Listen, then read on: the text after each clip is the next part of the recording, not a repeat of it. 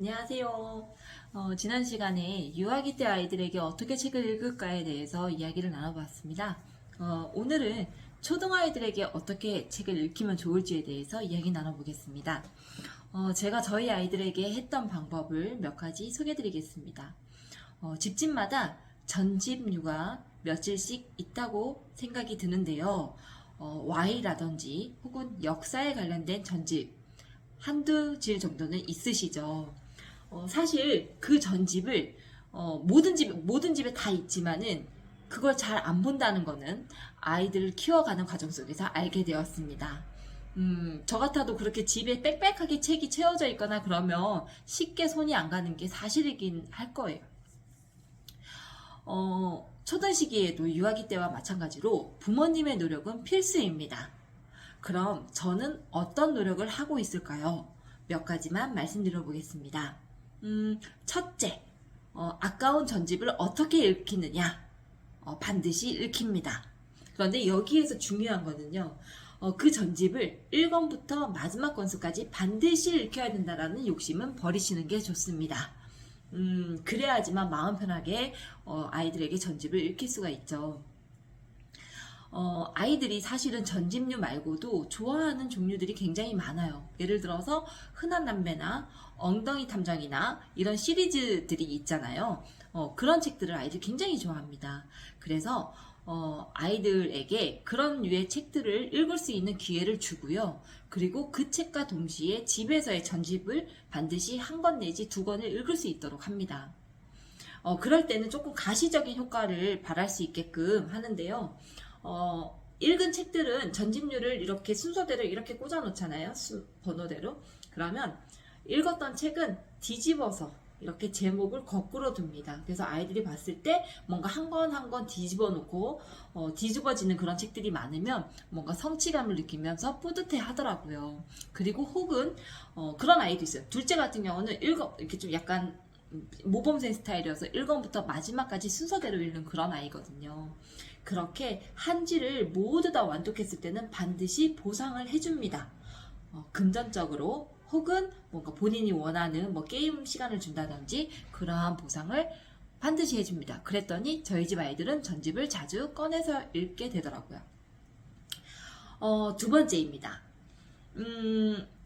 유아기 때도 부모님의 책 읽기가 중요하다고 말씀드렸는데요. 초등 시기 때도 무조건 읽어주셔야 합니다. 아이들이 아직까지는 문장의 내용과 그런 어휘를 이해하는 데는 조금 그 독서의 양이나 이런 게 부족한 게 있기 때문에 부모님이 많이 읽어주셔야 됩니다. 그런데 유아기 때는 책이 분량이 짧잖아요. 그래서 보통 읽게 되면은 한 2권 내지 3권 정도 읽고 많이 읽을 때는 5권 정도 읽어줄 때가 있었는데 초등 시기가 되면은 사실 이 글밥이 좀 많아집니다. 그래서 잠자기 직전 10분 15분에 그 한 권을 다 읽기는 사실 조금 무리죠. 그래서 아이들에게 그 한 권을 끝까지 읽어주지 않습니다. 꼭 읽다가 도중에 재밌는 부분에 궁금해질 만한 요소가 있을 부분에 책을 멈춥니다. 그래서 이렇게 조금 더 읽어달라고 아이들이 막 이렇게 떼를 쓰기도 하는데요. 절대 읽어주지 않습니다. 그리고 무심코 테이블 위에 올려놓는다든지 아이들이 이렇게 지나가다가도 아이들 눈에 잘 띄는 곳에다가 그 책을 일부러 둡니다. 그러면 아이들은 반드시 그 책을 지고 읽어봅니다. 이거는 제가 여러 번 했었던 방법이기 때문에 좀 효과가 있던 방법입니다. 그리고 세 번째입니다. 유아기 때와 마찬가지로 서점과 도서관에는 자주 가는데요. 특히 서점에 자주 데리고 나갑니다. 물론 제 책을 또 보는 그런 시간도 갖지만 아이들에게도 책을 서점에 나가서 최근에 나오는 책들도 보고 기존의 책들도 보면서 책을 보는 안목을 점점 키워줄 수 있더라고요. 그리고 서서 읽는 그런 즐거움도 좀 느끼게 해주고요. 처음에 데리고 갔을 때는 이제 어떤 책을 읽어야겠다라는 어떤 책을 읽히게 해야겠다라는 그런 생각 전혀 하지 않고요. 아이들이 원한다고 사달라고 하는 책들은 사줍니다. 그게 만화책이 됐든 어떤 책이 됐든요. 저희 둘째 같은 경우는 마인크래프트라는 게임책을 사달라고 하는데 정말 글밥이 없는데 그림밖에 없는 책이었는데 이 책을 거의 2만 원 돈을 주고서는 사야 된다고 생각하니까 조금 아깝기는 했지만 그래도 말 한마디 하지 않고 사줬습니다.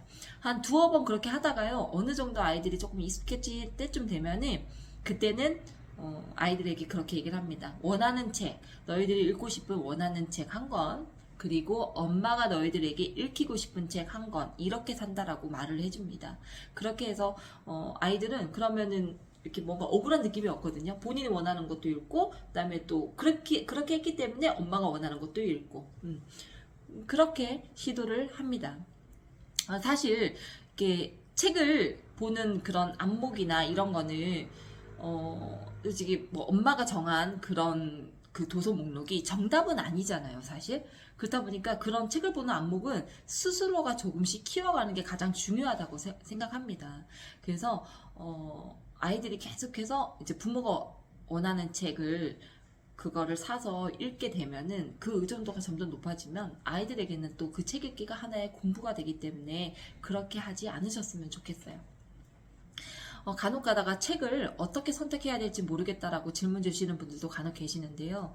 뭐부터 시작해야 될지 모르겠을 때는 일석이조가 되는 그런 방법이 있습니다. 첫째, 학업도 돕고 독서도 할 수 있는 방법인데요. 바로 교과서입니다. 교과서는 국어뿐만 아니라 사회, 과학 등 그런 배경 지식이 필요한 과목이 모두 해당이 되는데요. 그런 과목들은 꼭 뒷부분에 보면은 교과서와 관련된 연계도서 목록들이 실려 있습니다.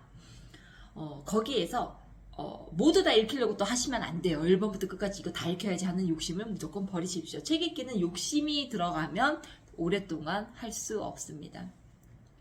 거기에 아이들이 꼭 읽어보고 싶다라고 하는 거에 체크를 하게끔 하고요. 그리고 이 부분은 조금 더 읽혀봤으면 좋겠다라고 하는 부분도 부모님도 체크를 해서요. 거기서 추려서 그 책들을 읽게 해주십시오. 그러면 진짜 책을 어떤 걸 시작해야 될지는 모르겠을 때도 그 교과서는 어쨌든 전문가들이 최고 수준의 교육의 전문가들이 모두 머리를 맞대고 만든 교과서는 아주 좋은 책들을 바탕으로 해서 썼기 때문에 교과서 뒤에 있는 목록들은 믿을만하다고 생각이 됩니다.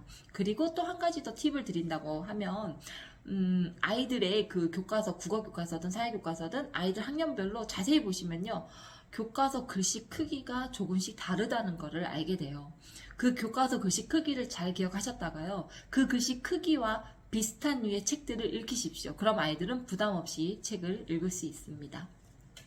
이렇게 교과서에 나와 있는 필수 도서 목록을 활용하는 방법은 중고등 학생 아이들에게도 해당된다고 생각이 됩니다. 지금까지 초등학생 아이들에 대한 그런 책 읽기 방법에 대해서 이야기를 나눠봤는데요. 다음번에는 중고등학생들에게도 어떻게 하면은 책을 읽힐 수 있을지에 대해서 한번 생각해 보겠습니다. 오늘도 들어주셔서 감사합니다.